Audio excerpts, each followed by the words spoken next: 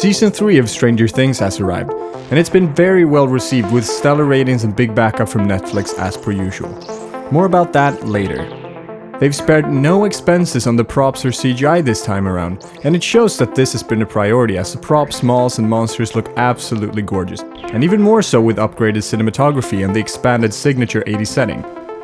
There is always, unfortunately, a downside to prioritizing props and CGI over everything else. Like too many productions these days, Stranger Things has become a massive crowd pleaser built entirely on hype, based on a glorious and once very promising legacy, to lure the audience in and keep them hostage, as it inevitably becomes what everyone at school or work will be talking about on Monday, since Netflix plasters a trailer of its newest rendition on their homepage every time it comes out. The series started out brilliantly, with great originality, suspense, acting and said gorgeous setting. The potential was there to make a series worthy of a classic and the legacy of the 80s, but they got greedy, and now the story's all over the place and nowhere at the same time. Sure, Millie Bobby Brown and the gang put on charming and gripping performances, but in the end we're here for a story. A story that after 3 seasons has anything but lived up to the potential proposed by Season 1. The following parts contain spoilers. Ask yourself this: what has really happened since Season 1? Nothing. Absolutely nothing. They fought the same next level evil shadow monster 2 seasons in a row now, and where has that gotten us? I would say not as much as past Square One, but come to think of it, at the end of the season, 11 lost her powers, the mystery upon which the series used to rest. And now that those are gone, it looks like it might take even another season to get back to Square One.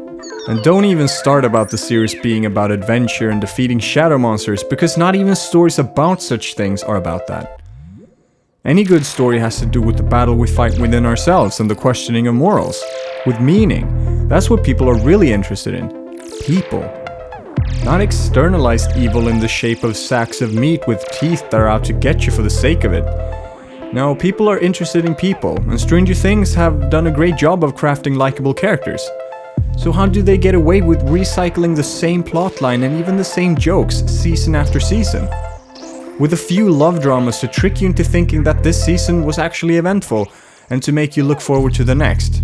Sloppy, lazy, catching.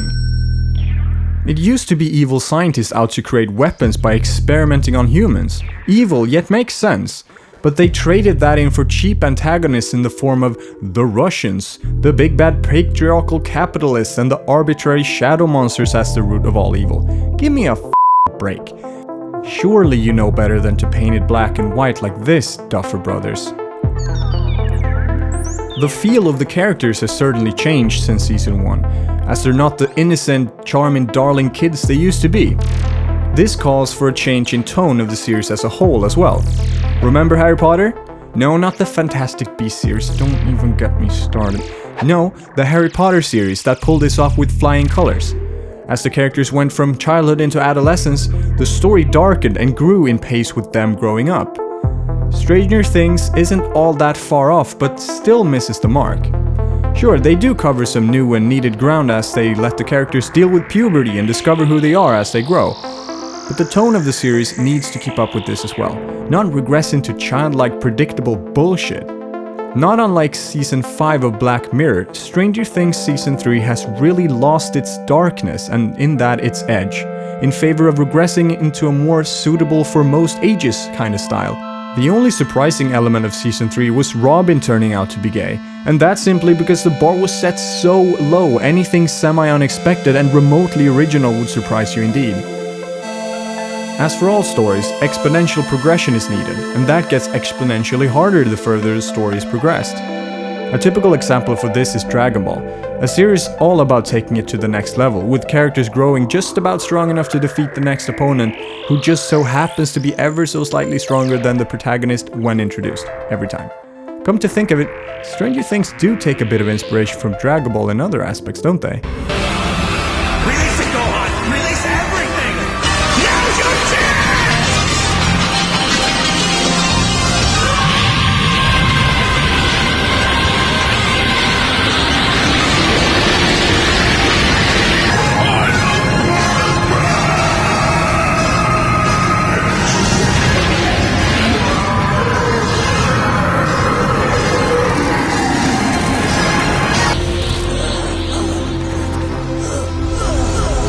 There's a fine balance to keep, making the struggle presented always seem like the end of the world, and then taking it to the next level.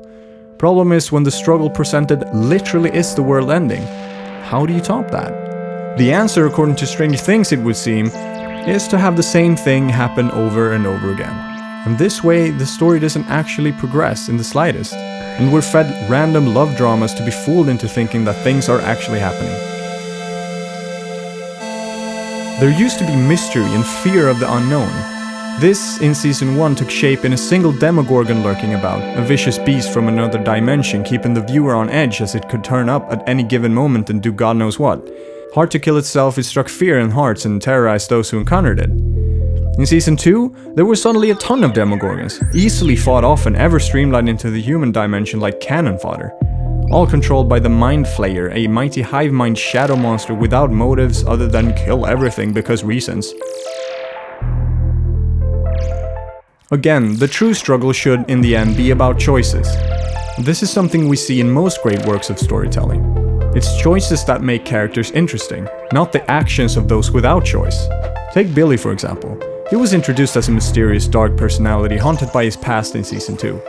He could have gone on to really shake things up, but they forced him into a corner, deprived of choice, where he eventually died a martyr's death for the good guys.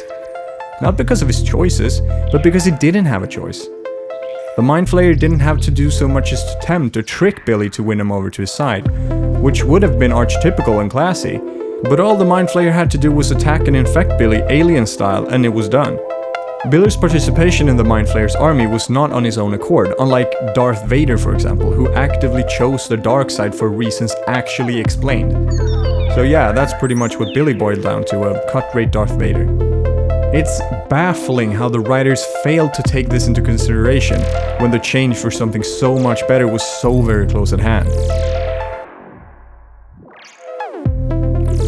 There's a lot of messages conveyed in this season, like not giving up on your dreams, boys and girls can overcome their differences and achieve things together, female empowerment, and that what you really want might be right in front of you all along.